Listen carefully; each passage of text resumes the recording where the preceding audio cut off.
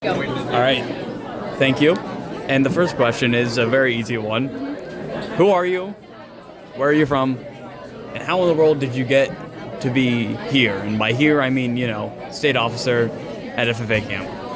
Yeah, so my name is Anna Chaliff. I'm the 2025-2026 state vice president. I'm from Rockcastle County, so the Kentucky River region, of course. I got started in FFA. It's kind of been a family thing. With my dad being the state executive secretary, I've always been involved. And I've always seen the impact that state officers had on me and how big of a leader and how professional they were towards me and how they were basically 12 new best friends and big siblings each year. And so growing up in that, I knew I wanted to be like them and have association on the back of a jacket, but I didn't really know what they did until freshman year. So at that point, state vice president at the time, Kelly Baird, came into my freshman ag class, and she taught a workshop on how to find your style of leadership.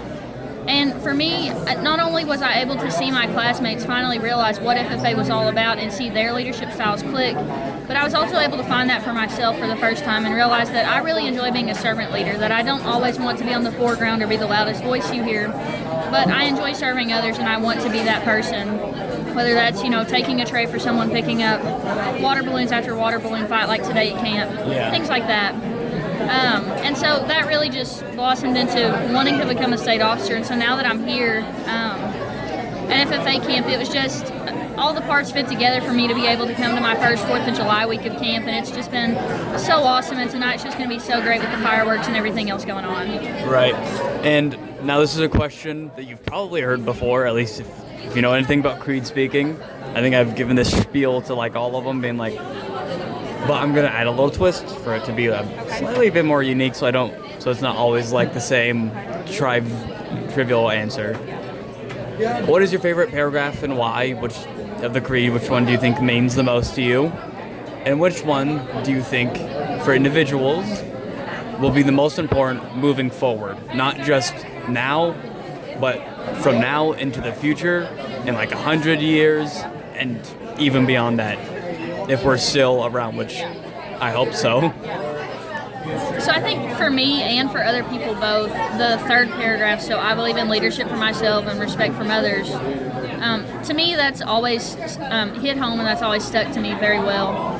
The first line has always been my favorite, leadership from ourselves, respect from others. And for me, being more of a reserved person a lot of times, what you see now and what you hear now is something that's taken a lot of time to be able to get me out of the shell to the fact that I can dance with members at FFA camp. That was something that I would not do as a member when I came to camp, so that's been a struggle.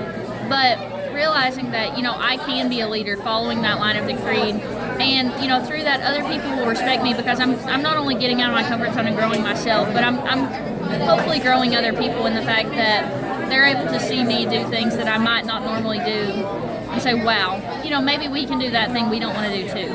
And, even when we talk about the rest of that paragraph, so my own ability to work efficiently and think clearly with such knowledge and skill as I can secure, when you think about things like that, it just means so much about the education process, about learning in yourself and just how much we can grow as individuals, how much we can grow as leaders. And I think, even if FFA is no more, if something happens and we just never have FFA again, I think that's something that still reigns true, even if the FFA creed is something that's, a relic of history. And I think that's just so important for myself.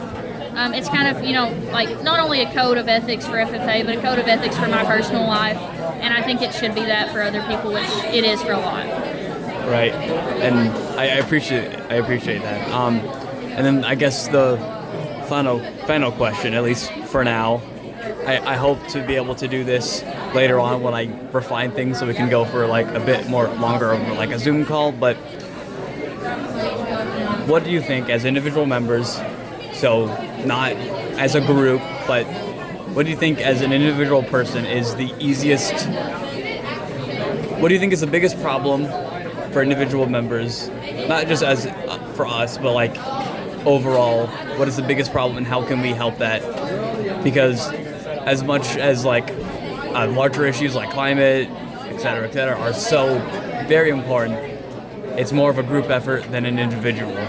So what is the what is the problem that you think exists that at an individual level can be fixed pretty easily.